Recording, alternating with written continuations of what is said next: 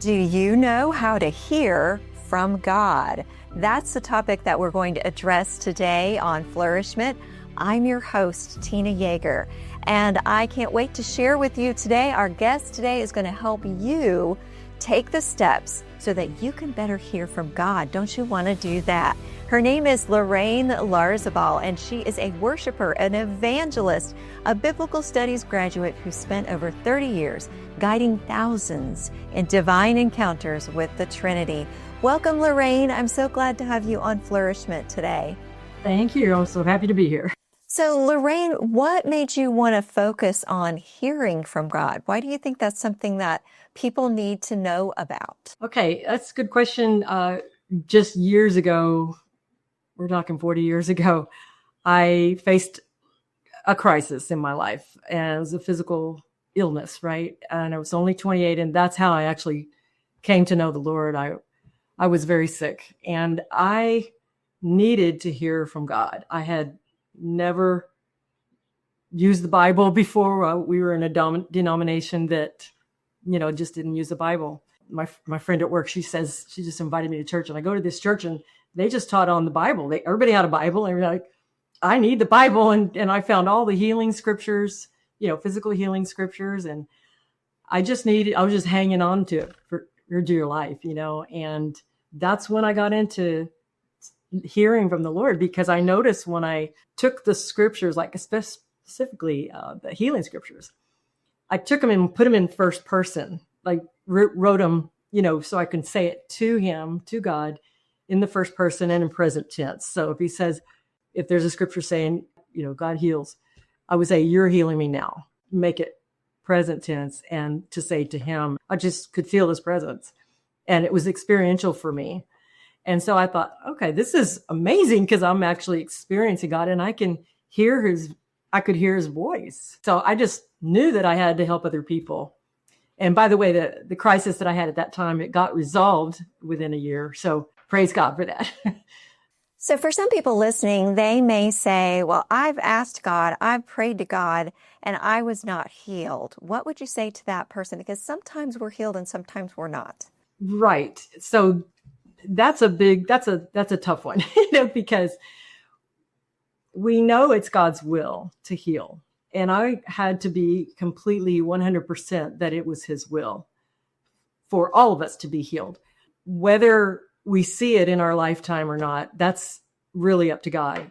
But I still think we need to just hold on to it in faith that it is always his will. And we just leave it up to him. So hearing from God and experiencing God isn't like asking a genie to solve your problems or to give you the things that you're looking for. Can you explain what people should be really seeking when they're trying to hear from God?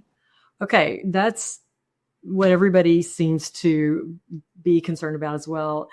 The biggest thing is we need to declare scripture out loud. And then God is establishing us when we do that.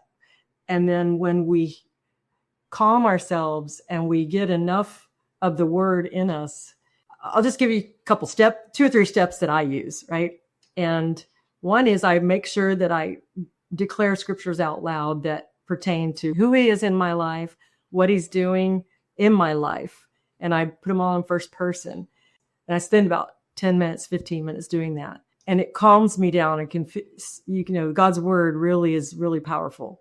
So you can experience him through the scripture. And once you have experiential encounter by personalizing the scripture, you can tap into his voice when you ask a question. Most people don't think about asking him a question. They actually pray for things, but they don't actually ask a question. But before you ask a question, I've found that there's three things that are necessary. One is you need to actually restate everything in first person. He's in us already. He's already with us. So when we have a pen and paper and we ask him a question, we can be confident that we're going to hear his voice.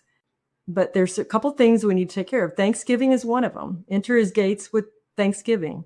So it's a posture of gratitude that opens a way for God's presence.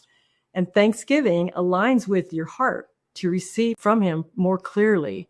So I just take a couple minutes and thank him out loud for things that he's done in my life. And then the next one is confession. We got to confess our sin. There's a scripture in First John says, if our hearts do not condemn us, we have confidence before God. So you see, as an unconfessed sin, it can cause us to linger in the awareness of accusations, basically, internally, instead of just focusing on God's grace, that he's always available for us, and we can come boldly to his presence. So our own sense of guilt can block that confidence that we can hear from God. And so when we harbor sin without addressing it, we tend to shrink back and we start doubting our right standing with God. But as soon as you confess, your heart no longer condemns you because your sins are covered by Jesus' Son. He's his blood, And then the last one is forgiveness. So we have to forgive. Colossians 3:13 says, as the Lord has forgiven you, you also must forgive. Unforgiveness can block you from hearing from the Lord. So those are the three things that I always remember. And then you can definitely hear God's voice. There's this foundational truth that when you tell God who he is, he will tell you who you are. So we can be confident that he does want to communicate. In Matthew 16, Jesus posed the question, who do you say I am? Simon Peter answered, he goes, you are the Messiah, the Son of the living God. Jesus immediately replied, and I tell you that you are Peter, and on this rock I will build my church, and the gates of Hades will not overcome it. So when you talk to a member of the Trinity in first person and present tense, and about who he is and declare his work in your life, you can expect a reply from him. He will tell you who you are like he did with Peter. So God wants us to be confident in hearing from him.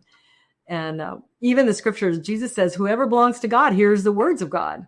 And Jesus also said, my sheep listen to my voice, and I know them, and they know my voice. And then even Psalm 139 says, his thoughts toward you outnumber the grains of sand. So God's thinking about us all the time. Each of us is uniquely designed. We're wired to recognize his voice when he speaks something to us, and we can know his voice. And the key is to depend more, that's what I tell a lot of people, to depend more on his ability to get through to you than your own ability to hear from him. And so God's whispering to us constantly, and we just need to attune our ears. He's infinite. This is what I had to overcome. I had this thought that God didn't have time for me. I know a lot of people think that it has to be a really serious situation for him to pay attention or something, but I had to overcome all that. God is infinite. He can direct 100% of his attention to you at this very moment and throughout the whole day, all while giving each person his undivided focus as if you're the only one on this planet. So you can definitely hear his words, and everybody has a different way of hearing from the Lord. There's various ways he speaks. And sometimes it isn't a voice or an answer to your question the way you were wanting to get an answer to your question. I've helped thousands of people connect with God and hear his voice over the years. I've never heard silence. And I think it has to do with just those principles I was telling you about. We're preparing ourselves, and we're getting rid of all the obstacles that would hinder us hearing from him. I know that he would want something to say, even when we're going through I guess you would call it darkness, or we could actually feel his presence at that time.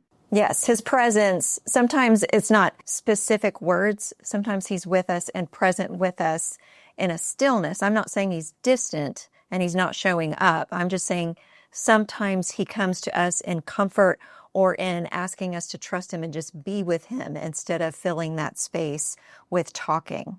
Okay. I can see where you're going with that. Yeah. Even then I press in even more, and then sometimes I'll just pour out my tears or my everything, and then just rest in his presence. And you're right. It's like a sense that he's there, and the comfort comes, So yeah, it's not always words, but I have this set of 10 steps to divine encounter, and I've helped a bunch of people. And so far, everybody's got gotten words from the Lord. We're not trying to pull it out of him, but it's just a brilliant way to connect with God. So how can people connect with you, Lorraine, and get a copy of your book? I have a website that's called thedeclarations.com. You can go to that website. It's with an S at the end. And it'll tell you where to go to get a book. You can get a book on Amazon. It's called The Declarations, Ushering You into the Presence of God. I hope that all of you listening were inspired to begin your own journey of seeking to hear God's voice and experience him in relationship. And of course, I also hope that you will come back for the next episode of Flourish-Meant.